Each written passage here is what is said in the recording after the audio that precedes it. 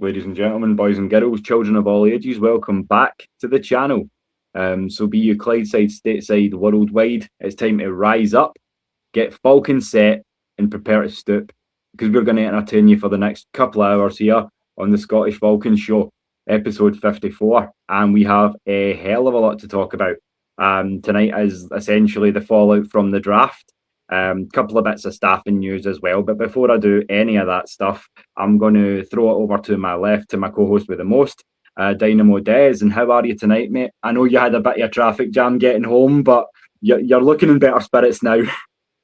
Yeah, Glasgow was a bit probably an Atlanta moment, you know what I mean? Because we hear how bad the traffic is in Atlanta. So, really, really bad accident. I think there was about 3 or 4 cars. And once you're on the motorway, you're stuck. So I was patient, and I wasn't an arse. So I did sit in line, and I didn't cut people up. I just to be honest, I got home, had something to eat, and I've jumped on here. So at the end of the day, when you're driving 40 miles from your business to get home, you're going to get these kind of things. So, but yeah, I'm looking forward to the night. We've got loads to talk about, mate.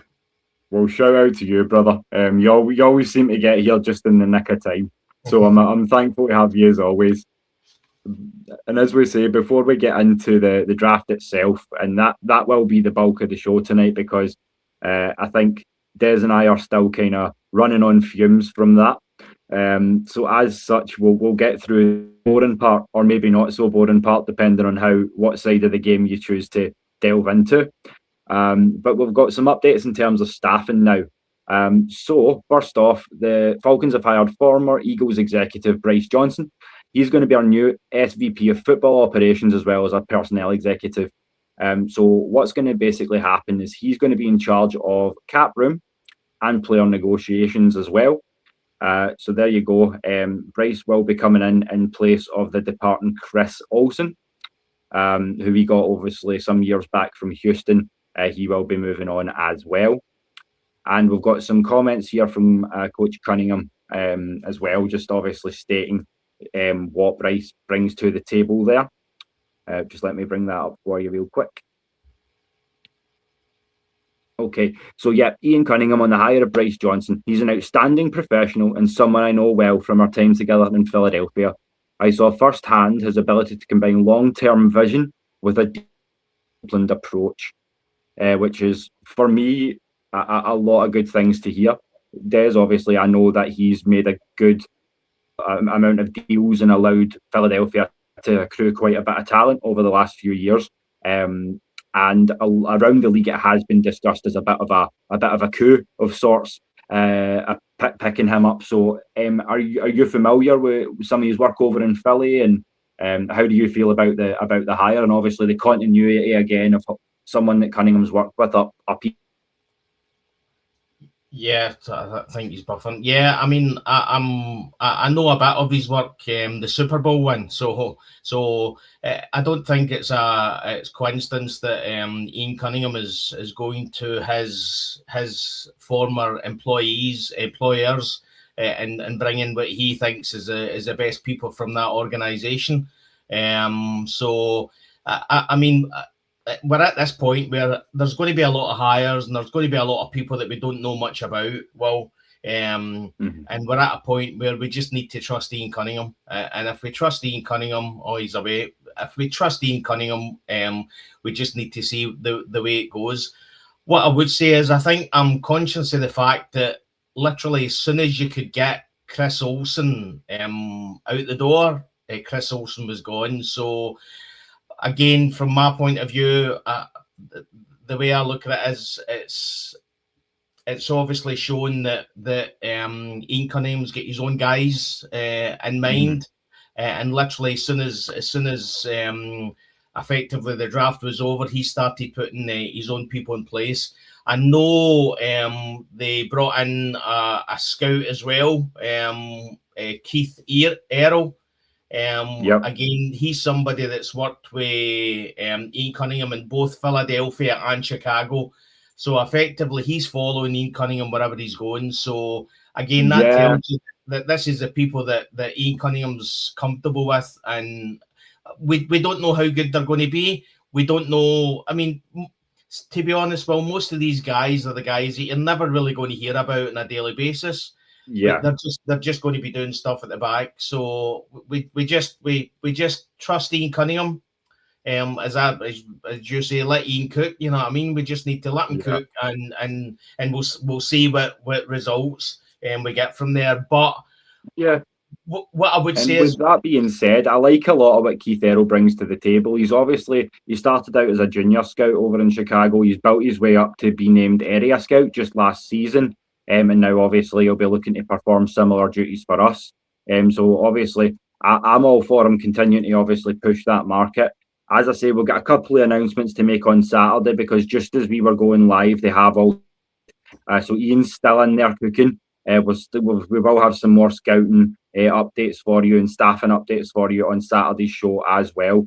But as Des says, just a lot of obviously continuity from where we've come from what Ian's already built over in Philly, over in Chicago, and bringing it here as well. So it's going to be good and exciting to see what's going on. And shout out, as always, and a tip of the cap to the First Lady of AFN. Good to see you, Maggie. I know you've been out there grinding as well, so we're going to hold it down here as well and make sure that Eyeside's cooking as well. But yeah, let's and as I said when you kicked off, I mean, I'm conscious of the fact that Ian Cunningham's not taking much time to get his own guys in. So effectively, that's telling me that when he walked in the building, he wasn't happy with what he's seen. Not that these guys that we've effectively let go aren't actually good at their job, but I think I know from Ian Cunningham's one of his press conferences, he talked about how there was a few things that he put in place that weren't in place when he arrived there that he wanted to put in place. So again, he'll have his own way of doing things. And again, we just need to trust him and hope that he's got it right, mate. It's as simple as that. Yeah. And as you say, that's a good kind of way to segue, as it were, into the kind of bulk of the show. So when you're talking about kind of trusting the process, letting these guys cook, as I say, the 2026 draft, our first draft as a duo was a hell of a lot of fun. So I put this together in honour of it, because, as I say, Des, that's the draft in the rear view now. And as we say, the first draft, obviously not only for us as a duo, but for this new staff as well. And then obviously on top of that, I'd like to welcome, I'm sure you would as well, Des, the new 2026 class, all 6 guys, showing flashes of what they can be in the pros, and obviously convince this staff to take them. So we'll break them down one at a time for you, and just obviously let you know what we see for those guys there as well. And the pictures are playing silly buggers with me, so you will have to bear with me. But we'll get there. So yeah, as I say, when you're talking about the rookies, we had round 2, pick 48 overall, which we used on Avion Terrell, a younger brother of AJ out of Clemson, cornerback there. And as you say, you can't really get a much more wonderful story than that. From Westlake to Clemson, and now all the way up to the pros.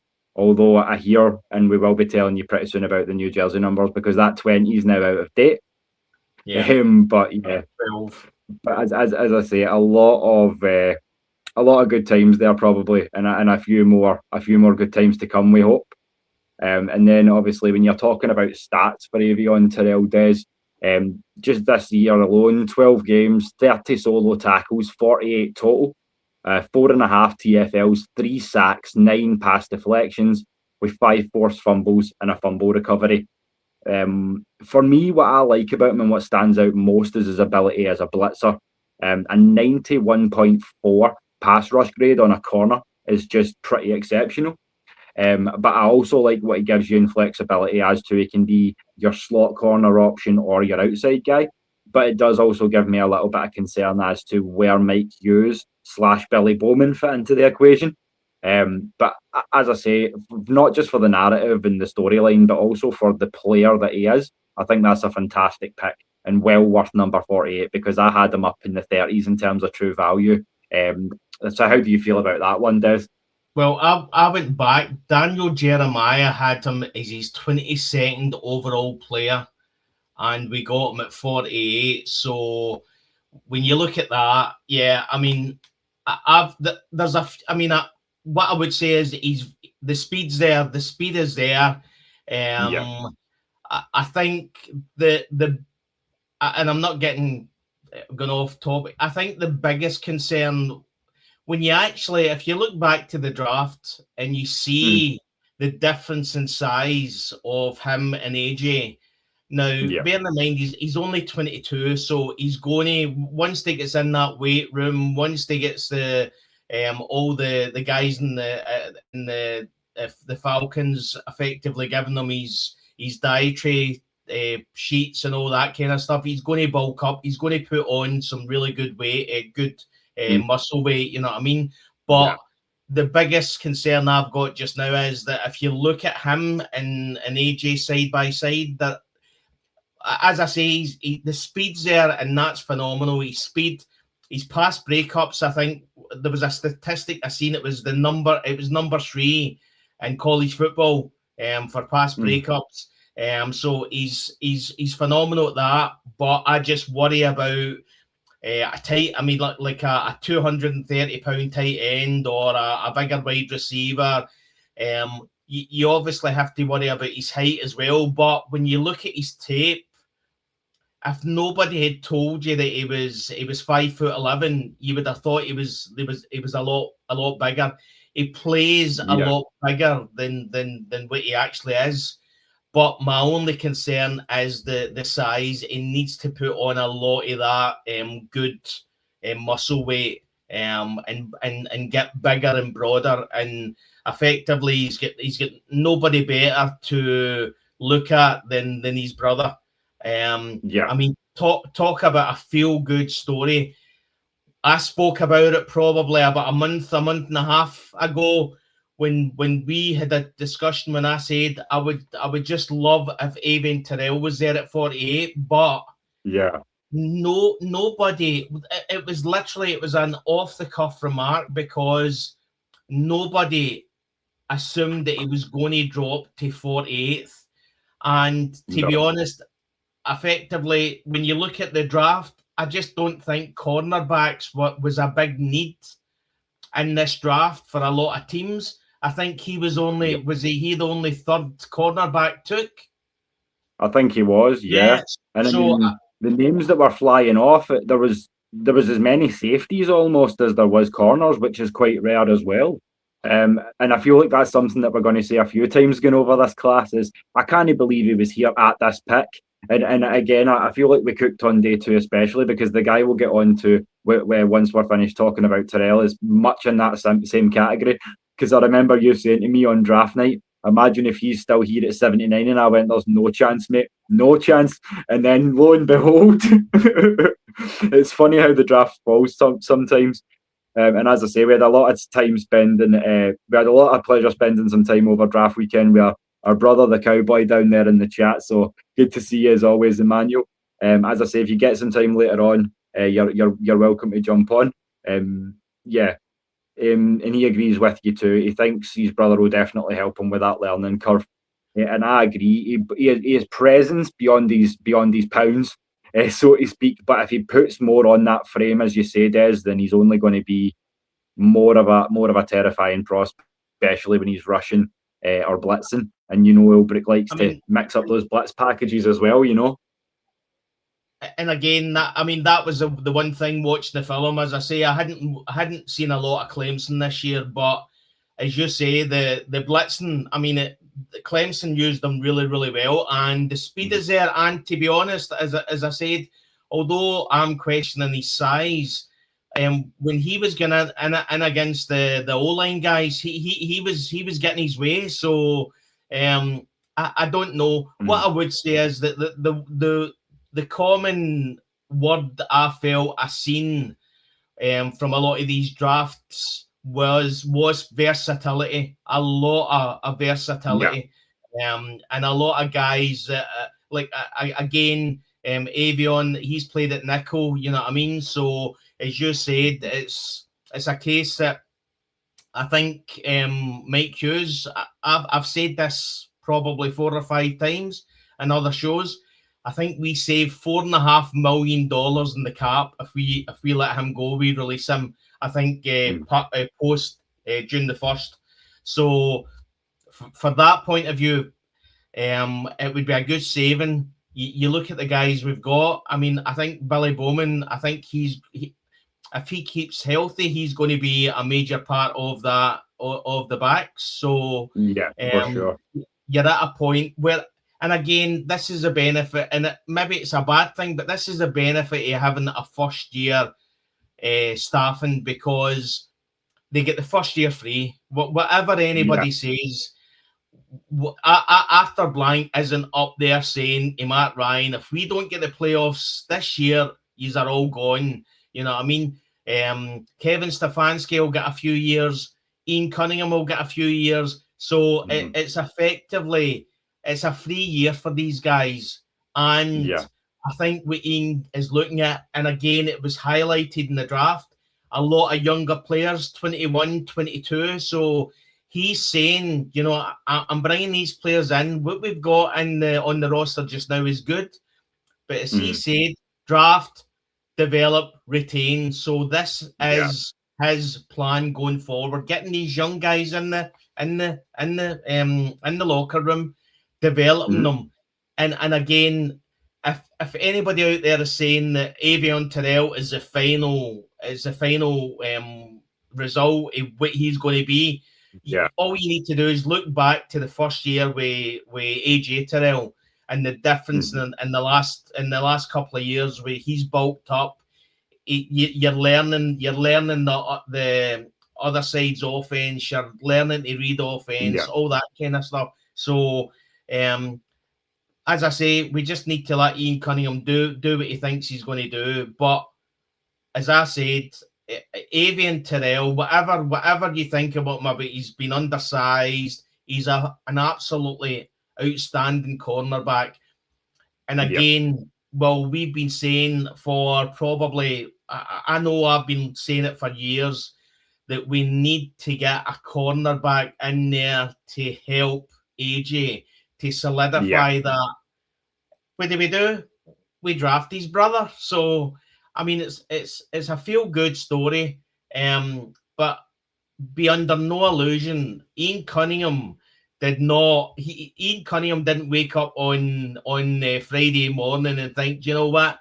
I feel like having a nice wee good feel-good factor, and I'll just draft Avian Terrell was there.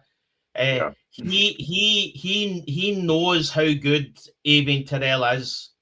And that was the reason why he made flashes of being a first round talent for me, Des. I think I said it to you just in the run up to the draft. I went, if we can get him at 48, it would be fantastic, because I view him as a borderline, like somewhere in that 20 to 40 range. So could be tail end of the first, maybe top of the second, but he was right in that mix. And a great point from Emmanuel as well. And it's one of the problems you love to have is that when camp hits, you're going to have Avion versus Kobe Bryant, and that's another guy when you're talking about depth pieces. It's definitely a nice option to have, because I feel like Kobe can play outside again. He can give you options in the slot. So again, it makes me feel like for the $4.5 million, as you say, Des, of savings that you would get, I feel like Mike Hughes is slowly becoming a surplus to the requirement, especially if Bowman comes back and hits the way we hope he can. So and then of course you add into the mix, you've still got DeMarco Helms as well, who can do some things and some stuff.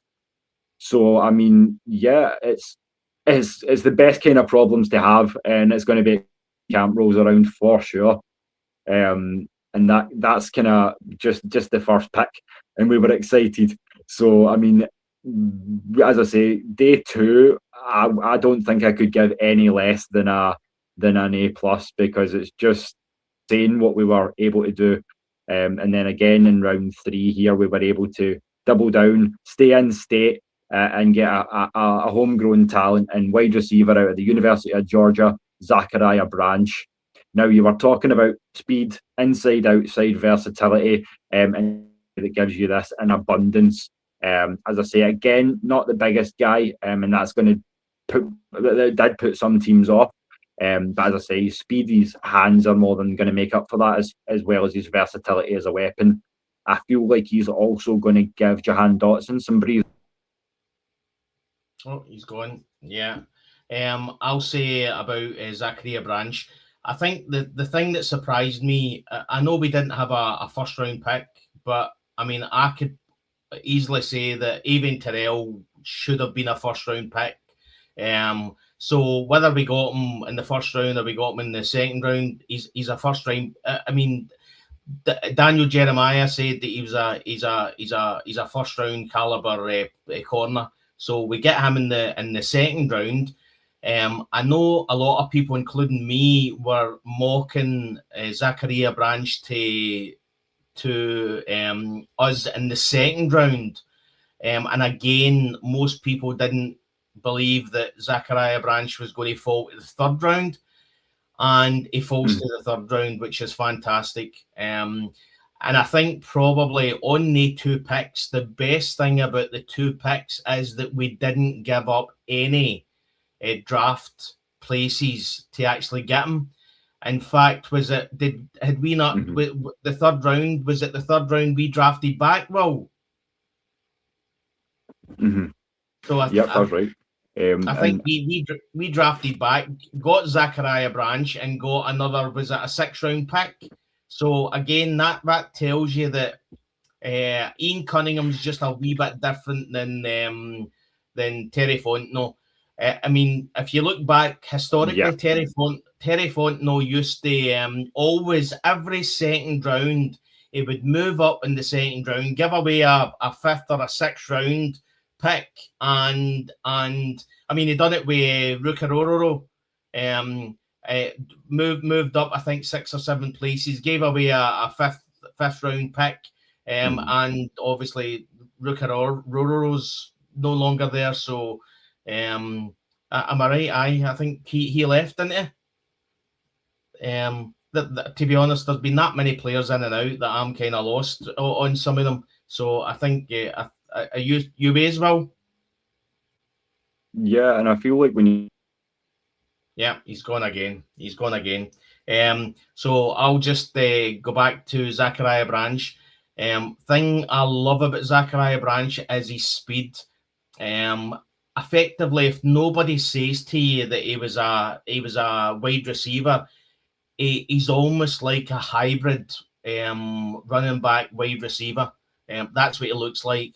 His yards after catch is phenomenal. What I would say is, again, Ian Cunningham looks at the size, or a lot of the general managers have looked at the size and thought, well, he's a wide receiver. I think he's 5'9", 5'10". So again, really, really small for a wide receiver. But I would say that if you've got Drake London and you've got Kyle Pitts, you really effectively don't need a big, wide-bodied, tall, lanky wide receiver. All you really need is, as a lot of us have been asking for, is speed. And I get that speed. We're hoping that Tua is going to come in and start tossing the ball everywhere. I don't know. I don't think we've had an update on Michael Penix Jr. For a wee while. So last time we heard from Michael Penix Jr., it said that he was hoping to be ready for training camp. So again, we'll need to see if that's the case. But Zachariah Branch just gives us a wee bit of a different dimension when it comes to the wide receiver side. I remember watching when I was looking at some of my mock drafts and some of the draft picks that I picked Zachariah Branch, and I looked back and there was one player that I said looked really similar to, and don't hold me with this, but looked really similar to Bijan. The way he moved when he was close to defenders, he was quite. He had the jink, as I would say. And again, I think he gives us a wee bit of a different dimension when it comes to the wide receiver role. Again, if you look at how we've used Bijan in the past, used Bijan with effectively like a yard, literally showing the ball to the side. Bijan grabs the ball and runs. Where I think that's probably the way that they're going to use Zachariah Branch. I'm hoping that Will's going to be on soon, but if not, I'll keep going and we'll talk about it. So I'm just going to get the banner up, the media up, and we'll look at the other players. So again, Kendall Daniels. So I'm just going to go over. So he was linebacker out of Oklahoma, and he was 134th pick. Now looking at him, so he's 6'5", 242 pounds, and a 4.76 40-yard dash. So for the size of him, the speed is there. And the way I looked at him, I've wrote down intelligence, power, size, and physicality. He did say that he had a lot of meetings with the Falcons, spent time at safety, and then changed to outside linebacker, and actually played some Mike and Will as well. So effectively, this is where the versatility comes in. His words in his interview was that there's some big tight ends in the league, and I'm a bigger guy. So he also said he can handle O-line men. And again, he then says in his interview, if you didn't know what position I play, you wouldn't be able to tell by watching the film. So again, this is where this versatility comes out. I'm just going to go to my count, if I've got it, yeah. So again, scouting, he had held quite a few meetings with the Atlanta Falcons. Again, highly physical and versatile. So again, for somebody, the one thing I would say is that, are you back on, Milt? I'm back.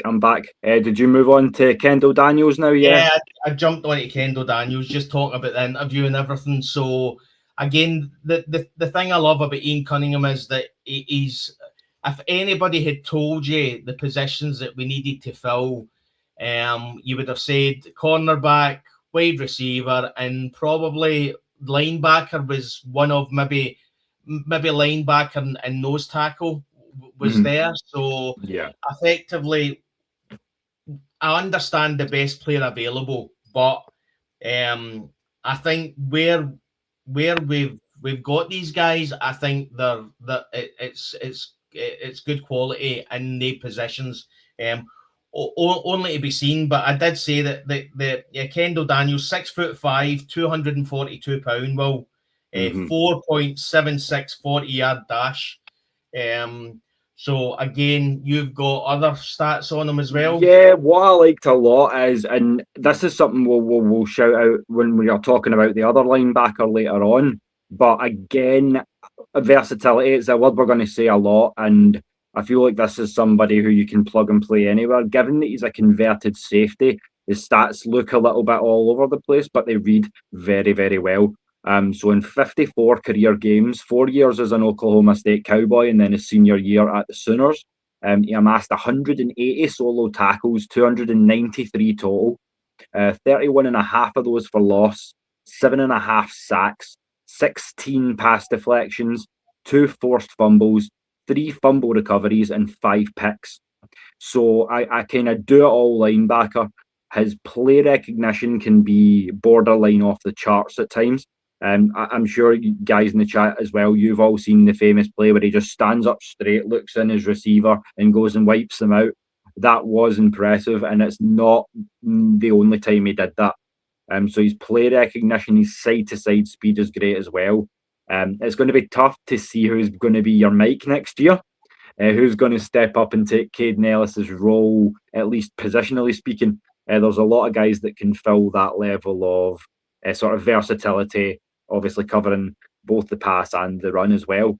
So a lot to like for Kendall Daniels. I hope that now that he's, as you say, up to 242, I hope that he's going to be looking more towards playing pure linebacker rather than box safety.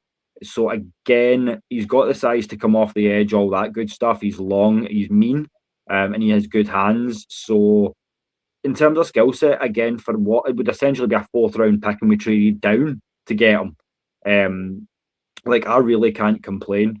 And I feel like, obviously, I was going to mention it before my internet went off, but the thing that I've noticed, and I said to you, it was one of the ways that we hit during this draft process, Des, was to see the guys that were falling and use that and go, oh, well, if they're going to keep falling, then we can slide in, maybe trade down and work a little magic that way. And as I say, it seems to be that way. We've not had to move too much to get the guys we were wanting. Not with Avion Terrell, not with Branch, not with Daniels either. So I'm happy with those 3 so far, for sure.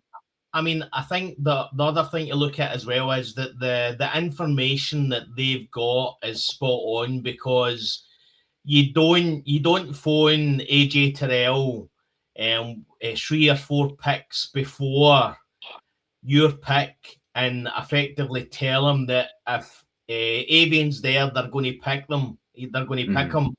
They have been spot on, and they've looked at that board and known that Avian was not going to get picked by any of the teams before him.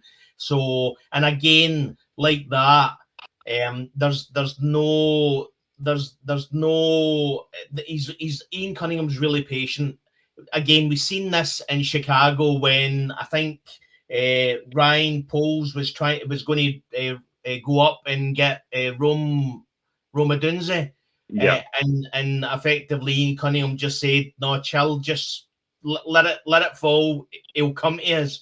And sure enough, they got him. So it seems to have that kind of way that he knows, or he's got people in the room that know exactly how the board's going to fall, and that's a good thing, because again, he was vocal in the fact that he was unhappy that we had 5 draft picks, and we came out with 6 draft picks. You know what I mean? So, and to be honest, that draft pick is a bit like you see a flag getting shown, and you're a quarterback. It's just you punt it down the field. There's nothing to lose. If it's a touchdown, you win. If it's not, you've not lost anything. Yeah, he's the same. It's a case that we got that pick for nothing. So if it works, it works. If it doesn't, it doesn't. It doesn't really matter to us. So, their notes and their knowledge seems to be on par. And as I say, the one thing we probably were frustrated with Terry Fontenot is his inability to be patient. It was always a case that he wanted every time in the second round, he wanted to move up, and he wanted to move up. And it didn't always work for us. You know what I mean? So, but again, linebacker we badly need, because Caden Ellis retired. So effectively he's retired from the game. So obviously we needed somebody in there to fill the space. Obviously Troy Anderson, you just don't know what you're going to get from Troy Anderson. You know what I mean? So and I feel like that's why I never really even considered him a trade piece, because the other teams in the league wouldn't know what they were getting with Troy Anderson either. And I feel like that's why when we were talking about guys like Mike Hughes or your Rooks and guys that we could look to move out, I hadn't even thought to mention him, because he was kind of, to us, never mind the rest of the league, an unknown quality. And that's why I feel like there's a chance guys like Braylon Trice, as much as I like him, may not be making this 53-man roster this year, especially when you look at the amount of work that we put into the front 7. And that takes us into the 6th round, and the pick that we essentially got extra from the Texans for them to move up that 12 places. And that's Ontario Thompson, defensive tackle out of Washington. I'm going to be honest with you here, Des. I like what he brings to the table schematically, in so much as I don't think he's as good as Peter Woods out of Clemson. But I think that what he gives you in terms of his game is similar. He doesn't have the penetration, so he's not a true one. Whereas Peter Woods would have that superior level of penetration there. But for me, what he gives you is a great option as an off three. He's going to be basically what I feel like is he's going to be rotation for Lakeil London, Brandon Dorlus, those guys in the centre. So I feel like it's going to be defensive line by committee for me. 6'2", 310, 313 pounds. But as I say, 33 games, 65 total tackles, 2.5 sacks, 4 pass deflections, 4 TFLs. So it's not the most impressive numbers. But again, if he can do essentially what you need a 310-pound man to do, and basically disrupt, and I feel like that's where he comes into his own. He's not always the sum of his parts statistically, but he's always in the mix. And that's why, as I say, he had almost as many assists career-wise as solo tackles. But the one thing that does get to me is if you look back over his career, he had 3 seasons in college, each with a different team.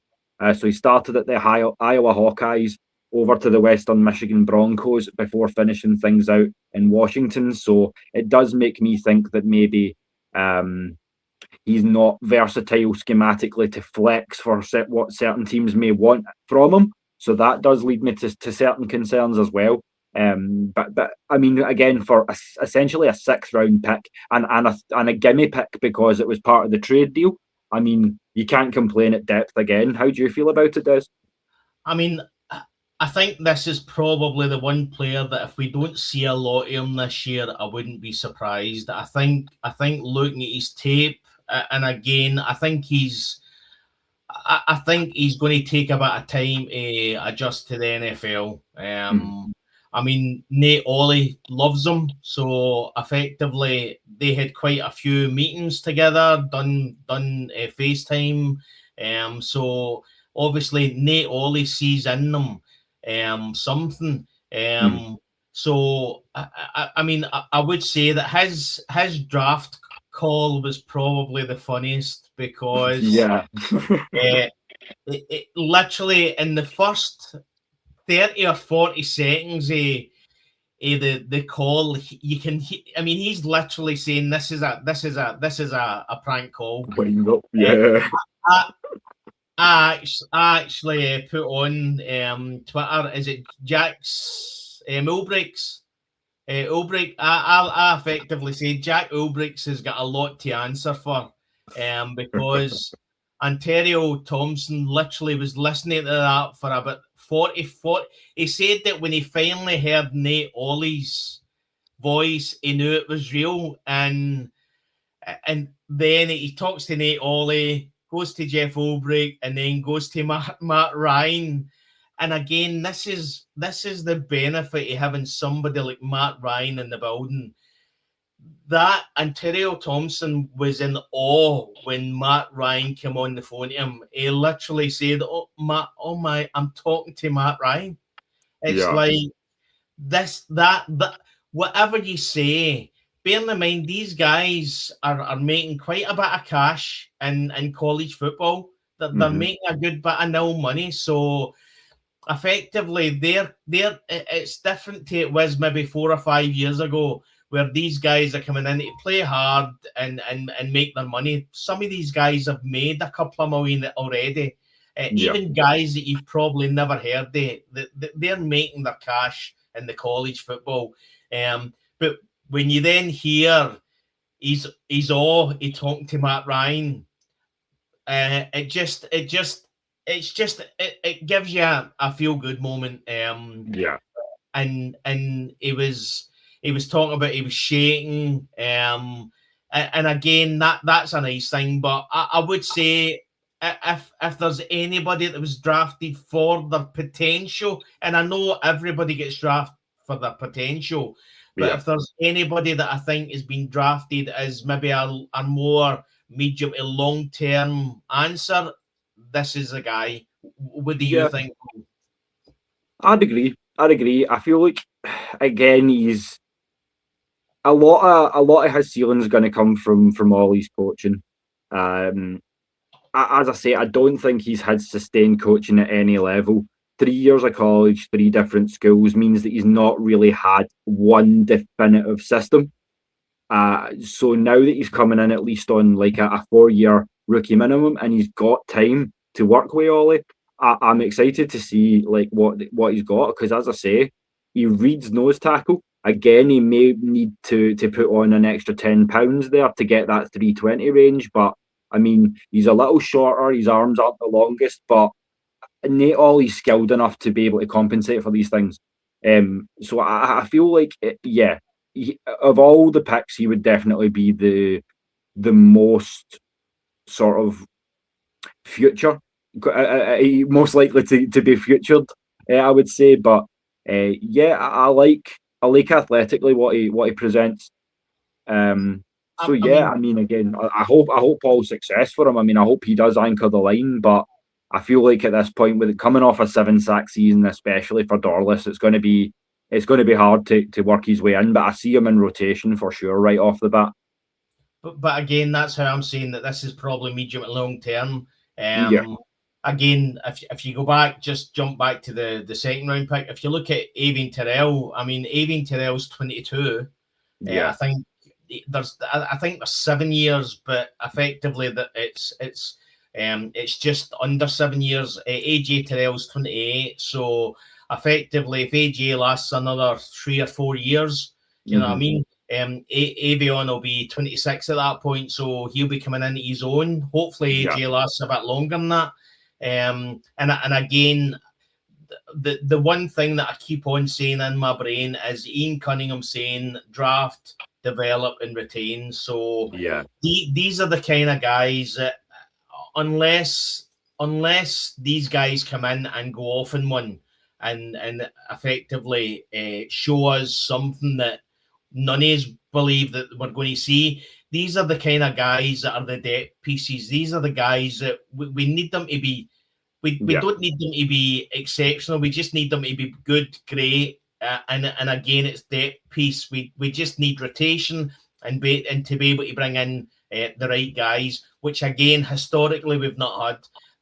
With the defense, we've dealt with that in the last couple of drafts, but again, you see the ins and outs that happened this year, how quickly that defense and that D line can be spread thin. You know what I mean?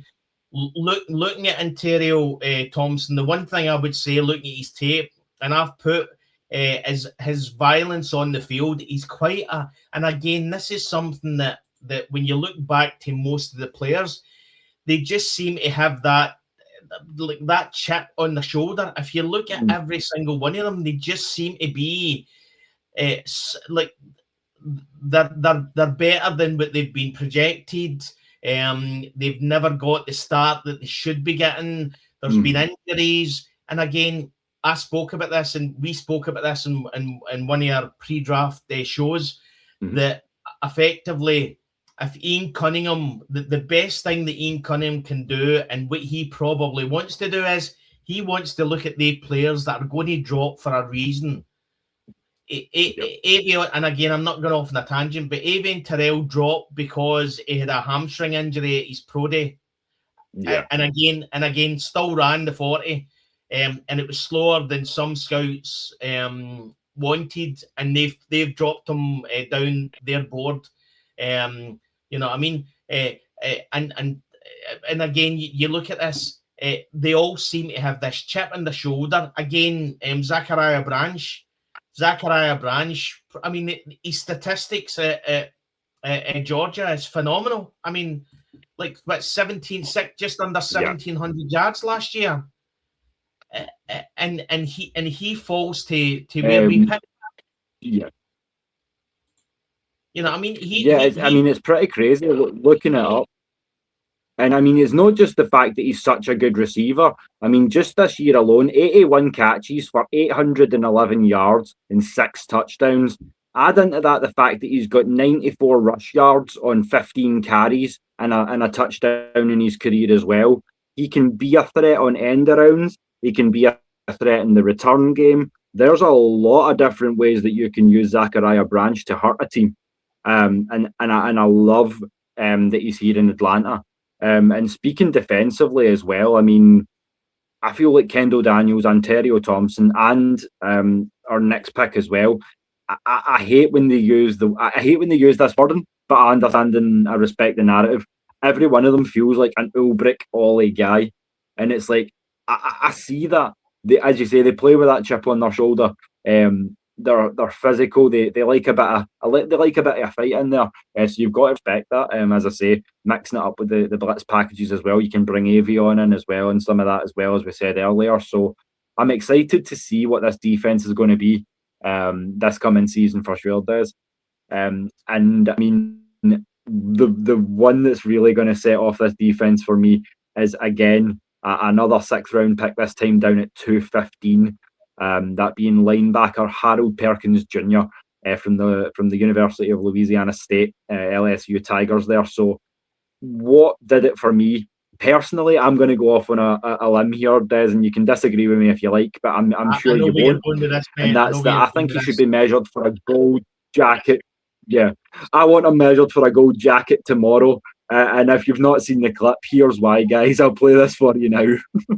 Harold, can I ask you about the elephant in the room? Did you grow up a Saints fan? Well, that's where I thought you were going, mate. Yeah. Is it playing? So, did it play? No. It played, but it was the elephant in the room clip where they're talking about him being a Saints fan. Yeah, I ain't a Saints fan no more. Yeah, I'm like, yeah, I love this guy. That's my boy. Again, I'm going to say it. How this guy dropped as far as he dropped to 215. This is probably the one that shocked me more than anything, mate. Because again, don't know much about him, but once we picked him, I went back looking at the tape, and his early seasons before he got injured, he looked like a stud. He looked mental, like crazy. I mean, again, violence. It's just again, this is one of the kind of players that we bring in because it's a case of he dropped because of his injury. You know what I mean? Yeah, 100%. We've got a wee comment here, and yes, he is alive. It has risen. No, for anybody that's been kicked, perhaps, or had issues with your internet, I do apologise. We are working on switching hosts as well for the coming season.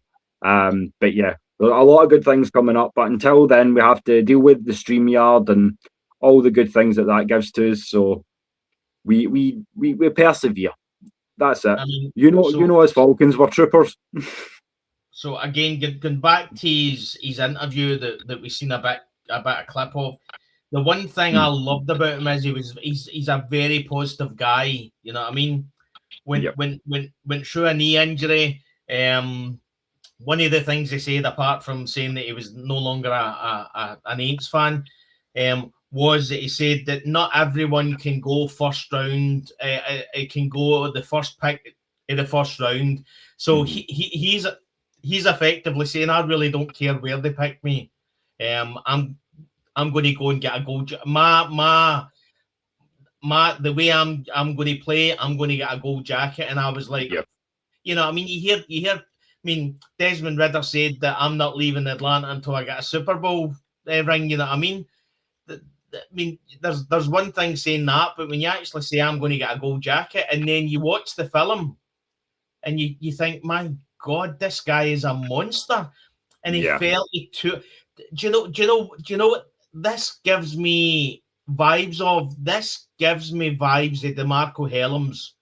When we drafted DeMarco Hellams, I think he was a 6th or a 7th round pick. I think a 6th, yeah.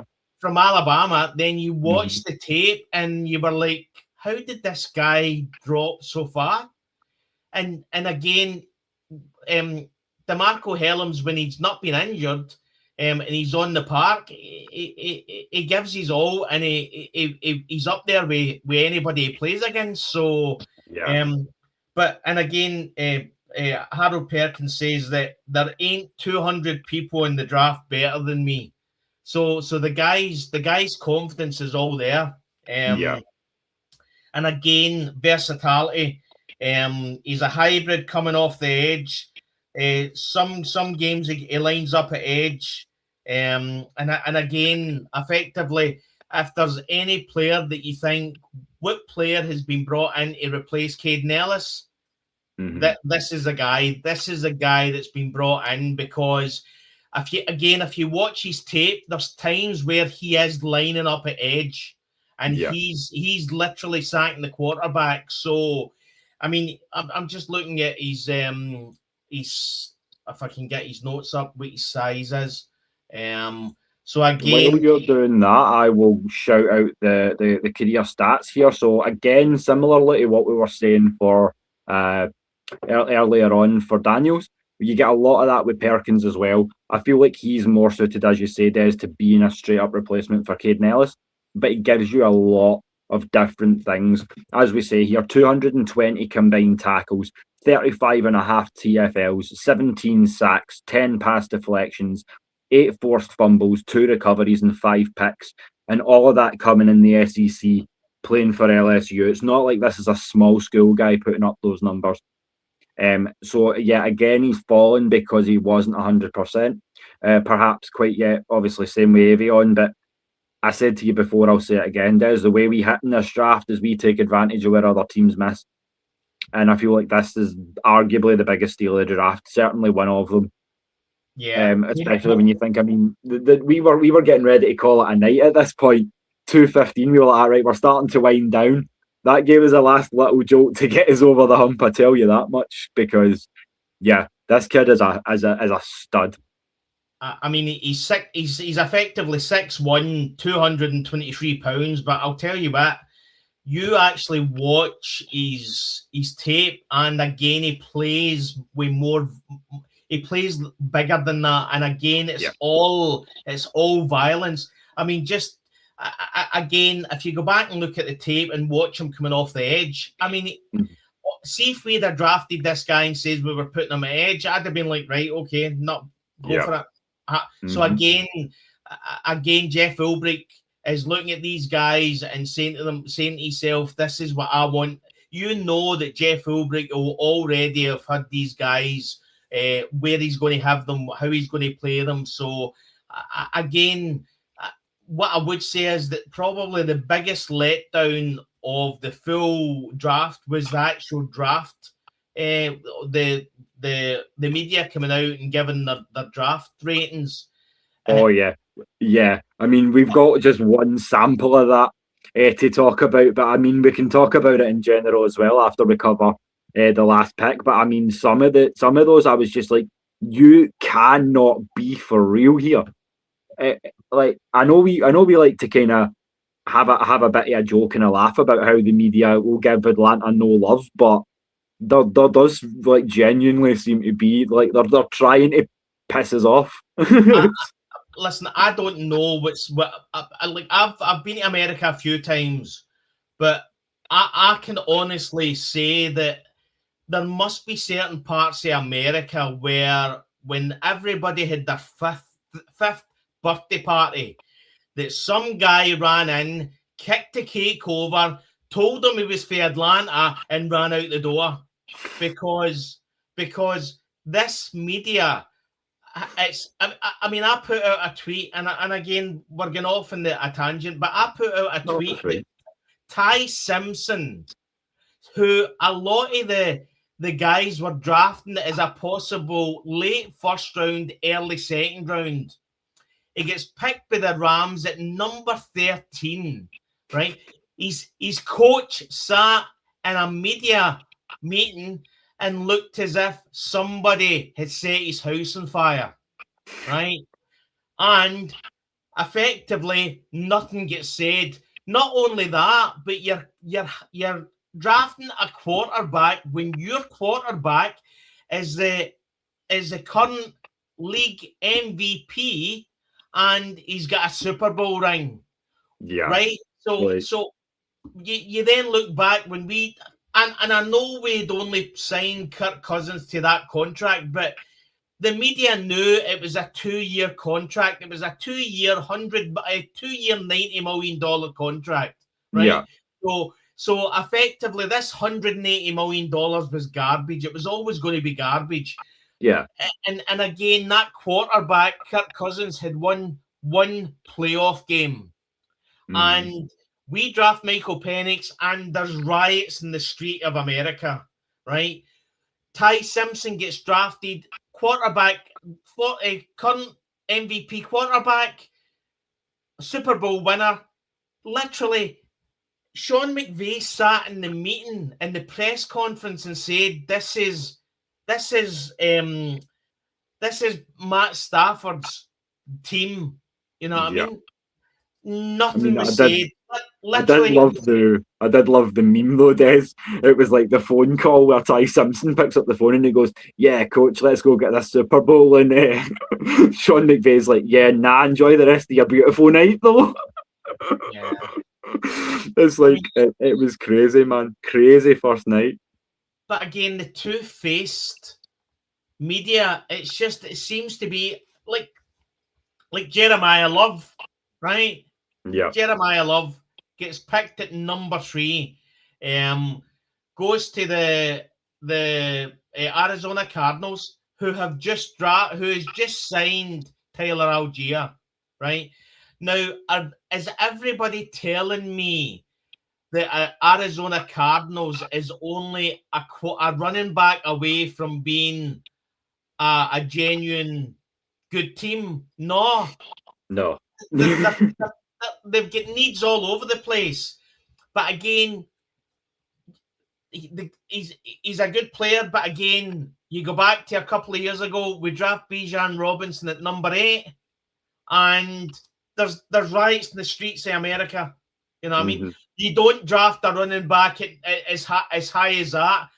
I actually watched Mel Kiper getting interviewed when they says to him, "So, Mel Kiper, you always say that you should never draft a quarterback in the top 10. What do you think of this?" He was fine with it because it's not Atlanta Falcons. Of course it was. Yeah. And I'm like, it's one rule for Atlanta and another rule for everybody else. And it's not just that. We've seen it over and over and over again. Yeah. I mean, like as I say, we can come back to Onyanwa because I've actually got them here because I wanted to single this out. But here you go, the NFL grades for the Atlanta Falcons in 2026. Now this is just NFL.com. Fair enough, they gave us a B-, breaking it down by days on the second page. A C for day 1. Well, obviously we didn't pick. An A on day 2 and a B- in day 3. So all credit to NFL.com because I was surprised to see that somebody had actually gave us better than a C. Because I mean, I've got this class myself. If I had to grade, I'd probably say it was an A-, not a B-. The only fact that it's not a true A is some of them have had, or most of them have had, some sort of injury concern. So I do have some degree of not skepticism, but concern as to where are you going to be in terms of your health, ready to go. But assuming that everybody comes in ready and ready to go for camp, then there's no reason you can convince me that this isn't an A class. I'm sure you'll agree, Des, because the upside is astronomical. But again, it's just that it's the we won't know for another couple of years, mate. That's the honest answer to that. We won't know for a couple of years, but again, and what I would say is that I don't want to be in a position where, because the fans were spoiled last year because effectively we had 4 players that walked right into the team and were effective. We need to understand that I think I don't think the team's in a position where we need these guys to walk straight in and make a difference straight away. Yeah, Avion Terrell, I think there's probably a position there where they'll play him. But again, we need to be in a position where it's not just all about the quarterbacks, and the quarterbacks have to sit in the sideline and learn as they go along. It's the same with any player, and I think this draft shows that effectively Ian Cunningham is doing what he's saying, which is draft, effectively develop and retain. So I think we're going to do it differently. We're not in a position where we were last year, where Terry Fontenot had squandered most of the draft picks. We only had 5 draft picks, and he had to hit on every single one. And to be fair, he did. But we shouldn't be in a position where we're expecting the draft picks to walk in and make a difference. Yeah. Although if they do, one thing that does, and I meant to mention it when we were talking about the backers, we normally go for speed when we're building this team. It tends to be a kind of a trademark of the Falcons style, is to build for speed. But look at the speed of those linebackers now. Divine Diablo 4.48, Christian Harris 4.46, Harold Perkins Jr. 4.38. If I'm a QB, I'm terrified. Like, genuinely, I'm like, this is gonna be a long night. So your tackles better be ready to go. I'll tell you that, because we're gonna light up the edges all night long. You've got Jalen Walker, you've got James Pierce Jr., you've got effectively Avian Terrell, who effectively can target the quarterback as well, and he done it at Clemson. So, as I say, it's all about versatility in this draft, mate. Versatility. They want players. What I would say as well, the other thing you look at, a lot of the players that we've drafted have got a lot of special teams play as well. So sure. Again, there's part of the thought process. We'll bring him in. We'll develop them. And again, I'll say this again, we shouldn't be in a position where we expect the draft picks to walk into our team and make it better and make a difference. That happened last year, but that was because we had so many issues and so many needs. That shouldn't be the case. You know what I mean? And I think Ian Cunningham is wanting to tackle that and be in a position where, if he wants to bring in Avian Terrell and effectively develop him and not throw him in straight away and allow him to learn the game and develop on the sideline, we should be in a position where we can do that. But we've never been in a position. We've always had needs. We've not drafted right, so effectively the players are falling away after two or 3 years. So again, we're hoping that Ian Cunningham changes that. But I'll go back to what I always say. At what part is it about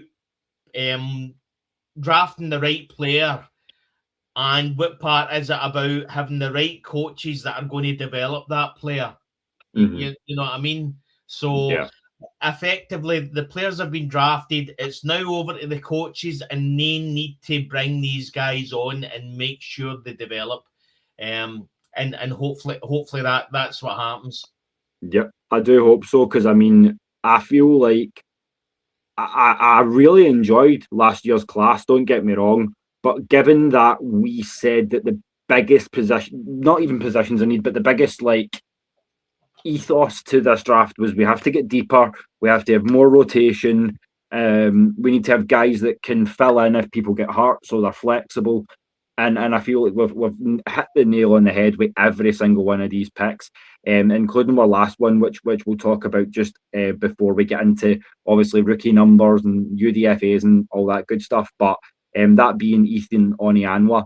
So pick 231, 7th round, just before Des and I called it a weekend. And then I feel like slept for about what must have been about 28 hours, it feels like. It was Ethan Onianwa, so offensive tackle out of Ohio State. And I have an overview here. I put this one out to the machine because, you know, much like our Falcons, offensive linemen don't tend to get a lot of love, at least statistically. So I put it out and I asked what are we getting here with Ethan Onianwa? So based on available data, he was a 3-year starter at Rice at left tackle. He allowed in 2024 just 1 sack on 294 pass blocking snaps. Before that, as a freshman and a sophomore, he gave up a total of 13 sacks while starting 25 consecutive games as a true freshman and as a sophomore. And then into 2025, he allowed no sacks, no QB hits, no pressures. Although his action was limited, he only had 96 pass rush snaps during last season. So again, a guy who's had injury woes in his collegiate career, but again, a guy who, I mean, that last season sounded nice. I know it was only 96 snaps, but no pressures, no hits, no sacks, is the kind of stuff you love to hear. And add into the mix that I think he's around about 318, maybe 6'7". So he's a big boy as well. No, he's 6'6", 333 pounds. Oh well, there you go. He's a big boy. Again, when we hear about when we hear about the transfer portal, and you always hear it with the guys that you'd never heard before that comes in from maybe a team like Rice, and go to Ohio State. He was brought in as a starter, and for whatever reason, he just didn't become a starter. So, but again, I've got some stats as well. So, his size, so he's 90th percentile for weight and wingspan among NFL tackles. So he's nearly 6'7", 333 pounds. His arm length is 34 and 3/8. His wingspan is 6'11" and 3/8. And his hand size is just under a 10. And it says that his numbers reflect power rather than speed. So his 40-yard dash was 5.21 seconds. His 10-yard split, which is probably the one that you look at, is 1.84 seconds. His vertical jump was 30 inches. His broad jump was 8'4". Bench press was 24 reps. His 20-yard shuttle was 4.69 seconds. That is impressive for a guy that size.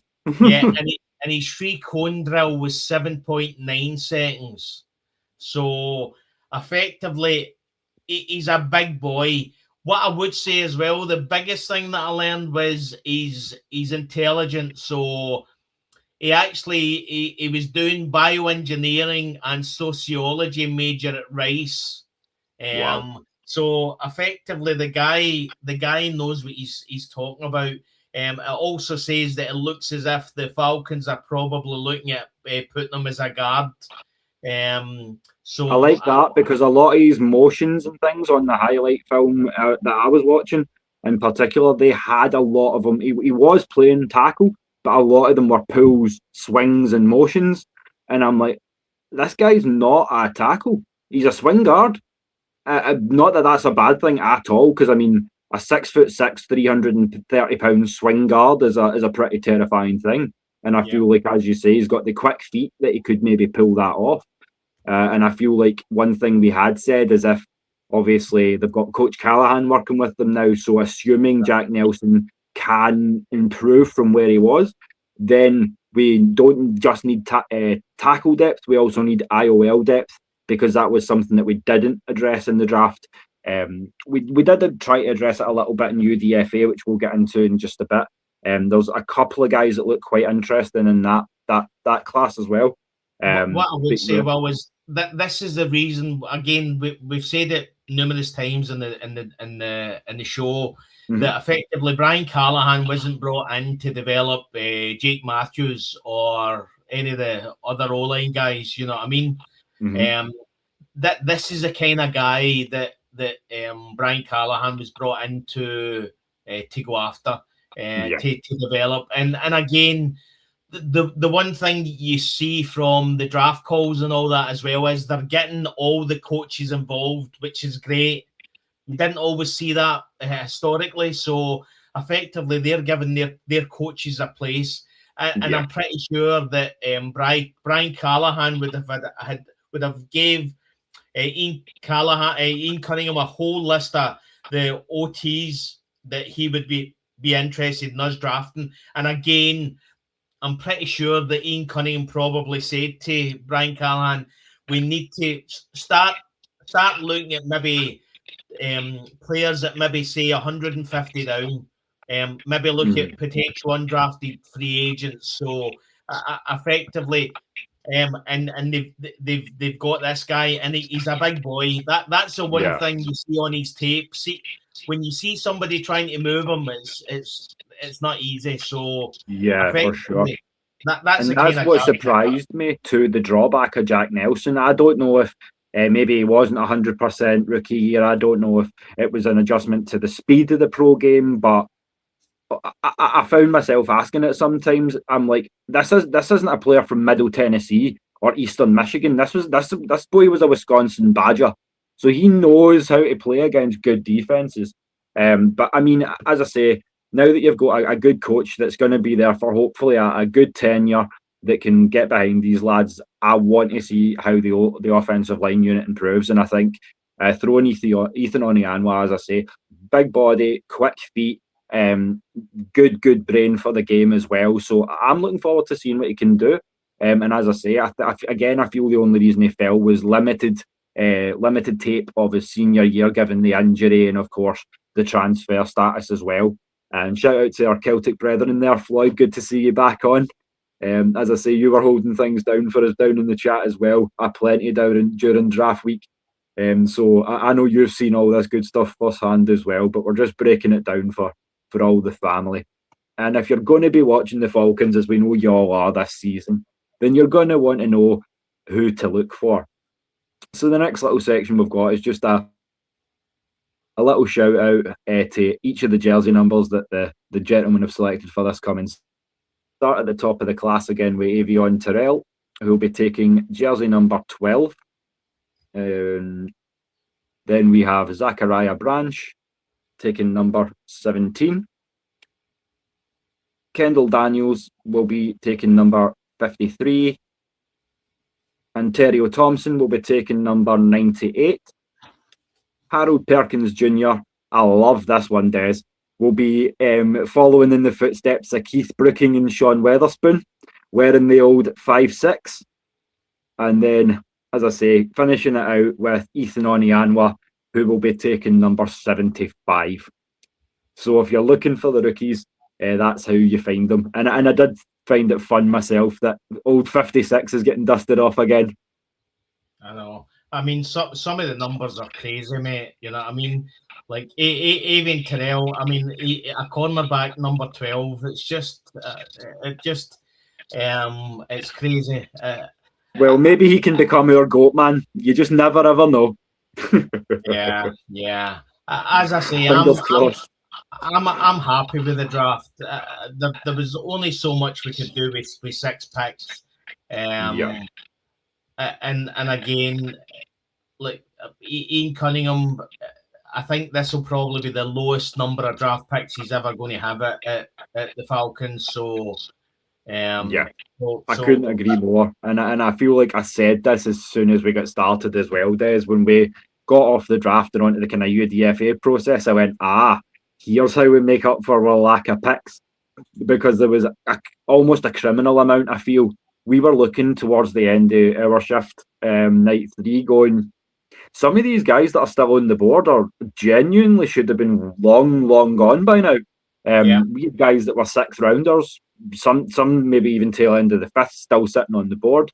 And obviously a lot of those guys have gone, but I feel like we've signed a good clutch of these guys, a couple of them that are standing out to me, and then obviously I'll pass it over, Des, and see if there's anybody that kind of stands out to you as well. But what I'm going to do first off is I'm just going to break down the full list as we have it. So we've got it alphabetized for you and everything, so you can't say we're not organised. So we're starting off with Duke wide receiver Andrell Anthony. So he spent the last 5 seasons in college. He was unable to stick anywhere. He started off at Michigan, left for Oklahoma, spending his final season at Duke, where he logged a career high of 5 TD catches, But even with solid size and speed, he'll have a lot of competition to make the roster. I don't see a lot out of him other than as a camp invite, to be honest. I feel like he's just going to be more of a depth or special teams guy. One of the big ones I would say here is Brandon Frazier, tight end out of Auburn officially, but he's also listed as a halfback. So given that he is, I think, 6'7", somewhere in that neighbourhood, and 270 pounds, we are going to be utilising him as a fullback and a blocking tight end. Given that he's also getting probably the biggest money that I've seen of the UDFAs at 3.8 million on a 3-year deal, probably not the best news for Charlie Werner, I would say, Des. So it's 3.15 million deal. So that's effectively a minimum deal on a signing, but again, $15,000 signing bonus. So you can't sneeze at that. Yeah, but it's something that does make me think of where we're going to be going, because I mean, shout out to Emmanuel. He mentioned during the draft weekend that we've still got an unknown quantity at tight end in Joshua Simon. Still got Charlie Werner there as well. We've brought back Austin Hooper. We've got Kyle Pitts. So it's going to be an interesting room as to where and how we're using these guys. Obviously, there's a lot of different ways you can run 12 and 13 personnel, especially if you're going to be keeping 4 of those guys, I would say. So yeah, it's going to be interesting. And then what I'd liked. Sorry, Des. Sorry. No, again, I wouldn't be surprised if, as you say, Charlie Warner. I mean, I would be surprised. I would like Charlie Warner to stay, because again, we can't just assume an undrafted free agent is going to walk in the door and make a difference. You know what I mean? But again, we've got a head coach, Kevin Stefanski, who likes his tight ends. You know what I mean? So yes. For sure. And as Floyd says too, I know a lot of these signings won't particularly be there in the end. There's a couple of standouts, but as I say, we promised when we started out this thing that we'd do our due diligence. So you need to know who's coming to see where we're kind of going from here. And I feel like, with that being said, there is a couple of guys who I feel like could make the 53 and could contribute. As I say, I feel like the shorter classes or positional groups for us are still wide receiver, interior of the offensive line as well, which is a couple of places where I feel like we've looked to address. So next off, we've got Carlos Allen, Houston defensive tackle. So after we gambled on the athleticism on Tyrio Thompson, they didn't want to bet on upside and trying to find their new Grady Jarrett. So this time around, they wanted to turn on more proven production in the UDFA market. So not only did Allen lead the Cougars with 80 tackles in this past season, he led all FBS interior defensive linemen. His 27 run stops also led the Big 12 and were third most in the FBS among IDLs. So for a team that are looking to improve in that way, Carlos Allen is certainly somebody that you can look at. And again, someone else who can contribute when you're talking defensive line is CJ Nunnally. So he's the edge out of Purdue. Transferred from Akron, but during his time with Purdue, he's led the team with 5 sacks. He showcased his ability to disrupt, which is a word we said before. He's had an impressive 10.5 tackles for loss, 44 total tackles as well. Started as an FCS schooler, but has obviously moved up and continued to kind of cut it at the higher level as well. So I know we'd said that the front seven was on the way to kind of being shored up, but certainly when you're talking about guys like that who have proven production of disrupting passers, I'm not mad about certainly bringing them into camp, Des. I'm sure you're kind of the same when you talk about guys like this. Yeah, again, these are some players that are going to have a chip on the shoulder because they didn't get drafted. So yeah. And again, I'll say it again, sometimes you think that the transfer portal only works one way and it benefits the players, but sometimes it can go against the players. You know what I mean? So, again, let me see what Emmanuel says. DT Carlos Allen will be watching and hoping for his young man. He's our Warren Sapp. Wow. I can only hope if he's got that kind of ceiling, let's get him out there and let him run, see what he can do. I'm not mad at it at all, as I say. If you can lead someone like Houston with 80 tackles from IDL, then you're not too shabby. So I'm all for giving him a spin. And then, as I say, Floyd, we were shouting out the linebackers earlier. Perkins and Daniels are your guys, and I feel like, yeah, chess pieces, plug them and play them wherever you want, and you will see some kind of value. I feel like, again, flexibility has been something that we've been saying coming into this draft process, Des. So a lot of good things. And for all y'all loyal Georgia Bulldogs, one of the signings was your own RB1. So Cash Jones has been signed, predominantly a third down back, but can get it done with his hands as well, because he caught 20 passes for 195 yards and a touchdown. As you know, Bijan and Brian Robinson are going to assume a lot of the carries for that 1-2 punch. But it sounds like he's in a good spot to compete with Nate Carter for the RB3 spot. Or, additionally, as I say, he's in that size bracket to where I feel like he can contribute as a returner as well, which is something we've said about Nate Carter as well. Throw them back, let them try. And now, obviously, we've got Zachariah Branch as well. So we've got a few different options, and I like, as you say, with this whole class, that they have the ability to have efficacy on special teams as well. Because you know, and I know last season we spent a lot of time complaining about special teams and the inadequacies that we showed there. One of the most ones for me, because of how nuanced Tua would be, assuming he is your starting quarterback, is we've signed a guy who we did have in for a top 30 visit, and Jack Strand, quarterback out of Minnesota Moorhead. And he's an interesting one. 6'4", about 205 pounds. Strong arm, like very, very strong arm. I don't know if he's going to beat out Trevor Siemian. To be honest, I don't. My hopes for him aren't high, but he's again, it's going to be interesting to see what he can do. He's away. I actually watched again D2 player Jack Strand. I actually had never heard of this boy. I had never actually heard of Minnesota State Moorhead as a college. So had a wee look at his tape, and yeah, to be honest, you can't really tell in a D2 college, but he's got a really good, powerful arm, and obviously the Falcons have seen something, and again, it's a case of bringing him in. I mean, as the guy said in the chat, some of these guys are getting brought in really just for training camp, but what I would say is probably, I mean, just walking away, going back to Cash Jones, I think Cash Jones, out of every undrafted free agent, is probably the one that I would put as having the best chance to actually making this roster. I honestly think that when you watch his tape, he's, again, the one thing I would say is, whether you're used sparingly or not, you don't come out of Georgia without being a good player. So I think he's got the best chance of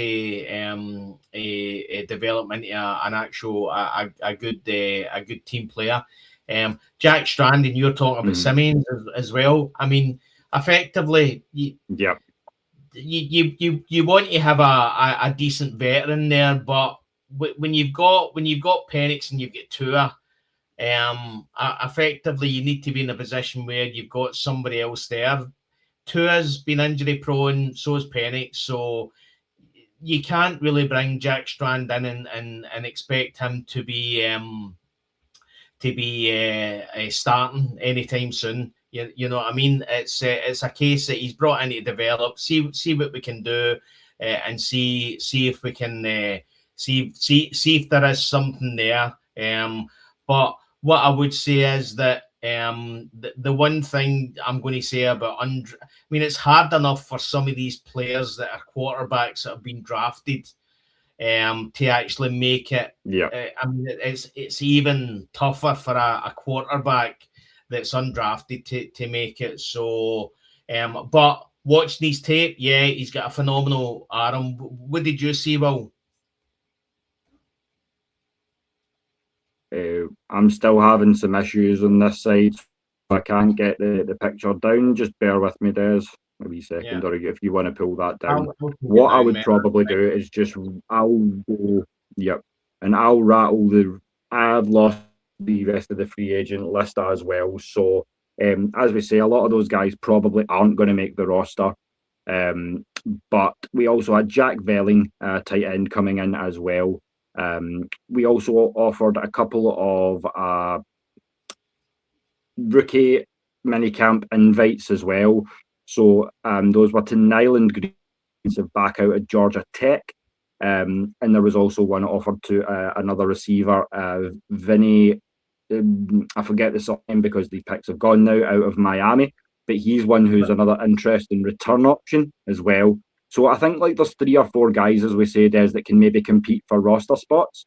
But what we will do in the meantime is obviously we're getting ready for camp here in Scotland, so we are trying to do due diligence to make sure we're starting to kind of cut things down to our 53-minute man rosters and see, right, where are we going to be when this season rolls around. And obviously I know that Des wants to shift into some baseball as well, because until football season kicks back in, that's kind of where he is with everything. But I feel like on Saturday what we're going to do for you is we're going to talk about this rookie mini-camp, who to expect, what to expect.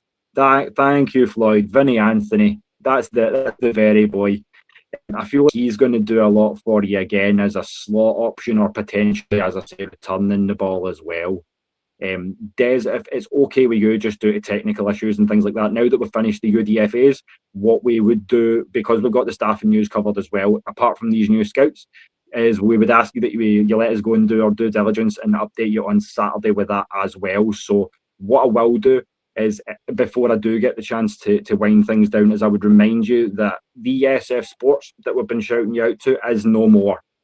So Des and I will be staying together. We will be pushing out into other sports, as we say, just under a new moniker. So you will now be able to catch us after the game in the Locher-Room.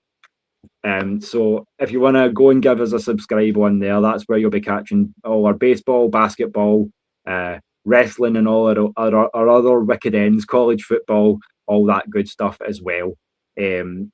But as I say, we will be back on Saturday. Apologies again for any issues throughout the show, but we have tried to obviously break down how we felt about this draft class and let you know the warts and all. As I say, sometimes you don't want to hear it, but you need to hear it. So we've tried to be as diplomatic as possible, but it's hard to be when you're this hype, isn't it, Des? Absolutely. As I say, I think the full draft class has been, again, we won't know for a wee while, but I think you can see the reasons why they've been drafted. So I'll leave it at that. And in a lot of cases, I feel like yeah, you can agree with that. And Floyd, basically, you summed it up in one word, and it's what this team strives to be. We're built for speed. We're Falcons. We're the fastest birds in the air and the fastest team in the south. So I think we're kind of striving to stick to that. Playoffs, if healthy. Oh, I don't want to jinx it. We'll leave it in written form. I'm not going to speak it into existence, but you just never ever know. But yeah, we thank you for your patience with all the trouble that StreamYard's been causing us. Des, I apologise to you as well, and thank you for holding my back during this one. We will double down on Saturday and see you all again. But until then, just remember how much we love our ATL. Tip of the cap as always. And remember that pain is international, passion is international, bad internet is international, because I've seen that number go up and down. But as I say, thank you for keeping it Celtic with us. So Des, until Saturday, my brother, thank you again. People in the chat, much love. But until Saturday, we're out. Thanks, guys. Thanks, guys.